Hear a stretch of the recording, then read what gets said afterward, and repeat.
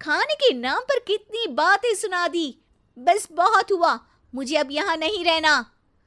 नैना गुस्से में तुनकते हुए बैग पैक करके घर छोड़कर अपने भैया के घर पहुंच जाती है, जहां उसकी भाभी खुशी से नैना का स्वागत करती है।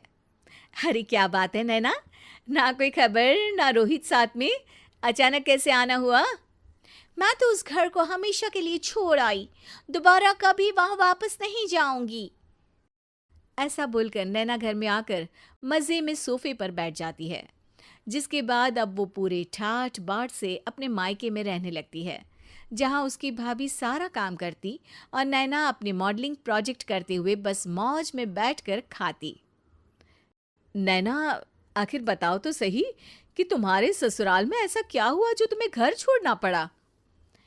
बस उन्हें मेरा लेट नाइट पार्टी जाना और कोई काम ना करना पसंद नहीं था, तो मैंने वो घर छोड़ दिया और यहाँ आ गई। नैना की बात सुनकर उसकी भाभी हैरानी से उसे देखने लगती है, पर कुछ बोलती नहीं। इसी तरह कुछ समय बीतता है और देखते ही देखते अब नैना के पास मॉडलिंग के प्रोजेक्ट्स आने कम हो जाते हैं, जिससे नैना बहुत परेशान रहने लगती है। ऐसा कैसे हो सकता है? मैं इतनी सुंदर मॉडल हूं तो फिर भी मुझे काम क्यों नहीं मिल रहा? देखो नैना, काम में ऐसे उतार चढ़ाव तो आते ही रहते हैं। आज नहीं तो कल तुम्हें इससे भी अच्छा काम मिलेगा। तब तक अगर तुम चाहो तो घर में खाली बोर बैठने से अच्छा है कि मेरी मदद कर सकती हो। नैना पहले तो घर के काम का नाम सुनकर नाक चढ़ाती है, लेकिन फिर कुछ दिनों तक कोई काम न होने पर बोर होकर अपने आप भाभी की मदद करने पहुंच जाती है।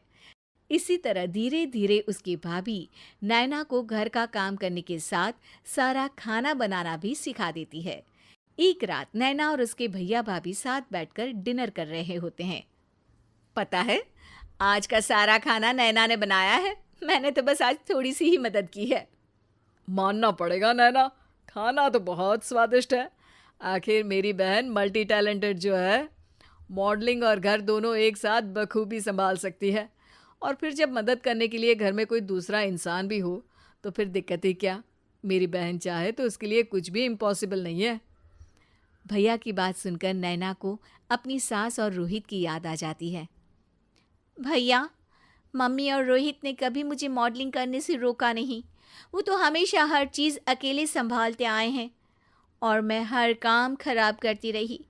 मम्मी पूरा घर अकेली संभालती है और मुझसे बस थोड़ी मदद की उम्मीद करती है, पर उसकी जगह मैं उन्हें उल्टा बोलती रही।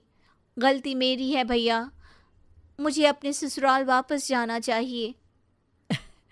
जानकर खुशी हुई बहना कि अब मेरी छोटी सी बहन समझदार भी हो गई है। इसके बाद नैना अपने ससुराल वापस आकर रोहित और अपनी सास से माफ़ी मांगती है और बाद में खुशी खुशी अपना मॉडलिंग और घर संभालते हुए ससुराल में रहने लगती है।